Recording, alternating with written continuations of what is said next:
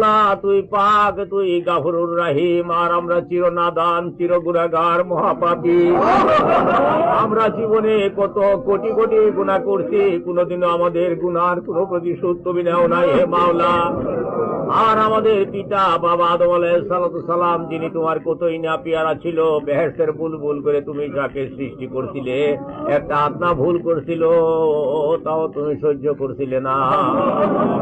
পরনের বসন গাইরা নিছিলে, বিবিধ থেকে জুদা করছিলে, দুইজনকে দুই দেশে ফেলে দিয়ে 340 বছর পর্যন্ত অধর নয়নে কান্দাইছিলে।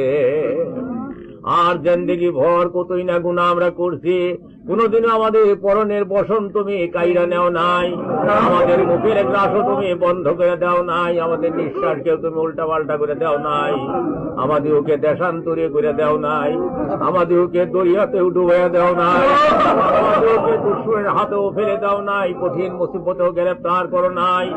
আজ জীবনের কোটি কোটি গুনাহ নিয়ে আমরা সকলেই তোমার দরবারে হাত উঠেছি হে মাওলা।